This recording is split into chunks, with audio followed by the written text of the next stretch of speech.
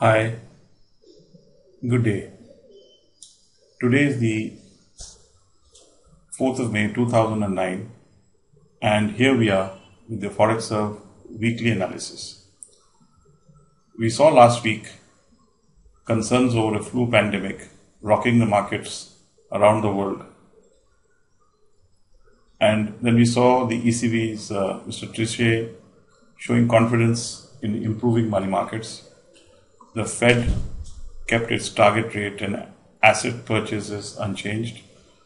They said that they saw some signs that the economic outlook was improving, and there was also the point that there was a stabilization in consumer spending and a slow pace of economic contraction.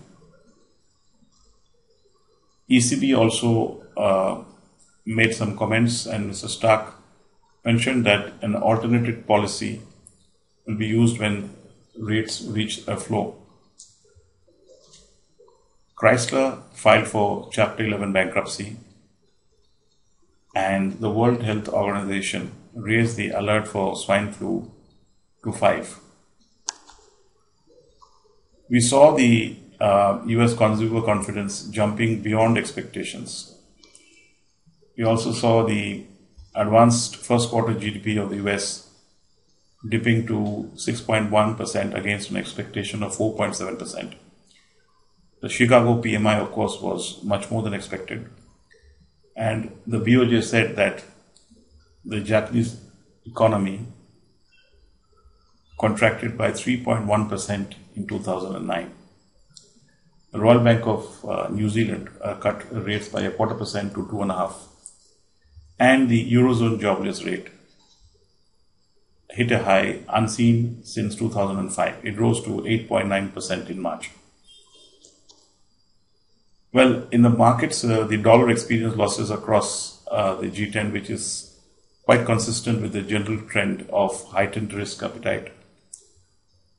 The focus remained on a broad-based weakness in yen, which was, of course, supported by poor inflation data and positive message from Fed that recession is easing, which is what saw a pullback of risk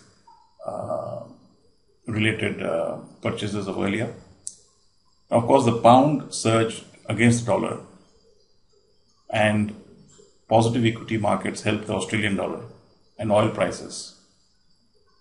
So also was the fate of the Canadian dollar. The commodity markets were mixed somewhat, and gold, of course, failed at 918 and dipped from there. And we've seen oil pushing higher towards 53, primarily also because of growing feeling that the world economy is back on its feet. Consumption is likely to increase on that account, and also because the OPEC cuts were on schedule. The global markets also saw the stocks moving higher across the board. And as we speak on Monday, the Indian markets have shown almost 6% rise.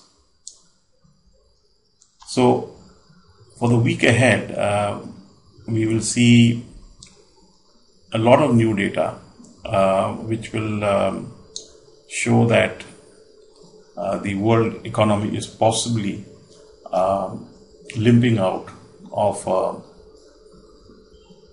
great and severe recessionary condition that gripped it for more than 8 months.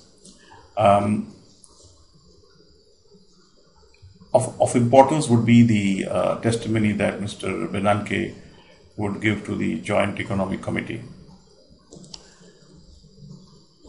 And then the Bank of England would announce its interest rate decision. And then again on Friday, the all-important non-farm payroll is likely to hint at some stability. And Thursday, the results of the bank stress test would be announced. It was originally thought to be out today, Monday, but it has been postponed. Now we look at some of the currencies, and we have chosen the Korean won as the major currency to look at in the Asian region, because it has dropped below a very critical support and we see that it is also below a long-term trend line. So it seems that risk aversion would diminish further in the weeks ahead, and the Korean won could strengthen on that account. And going ahead, the USD globally is also predicated to be weaker. We look at the GBP chart here as well, and we find that last week it has clambered up and it's pushing towards the 150 region as we speak, and beyond that is blue sky. Of course, the formation as we see is an inverted head and shoulder pattern, and the measuring objective is somewhere in the 160 region. So the weeks ahead, we can expect the dollar to weaken further. Thank you and have a great week ahead.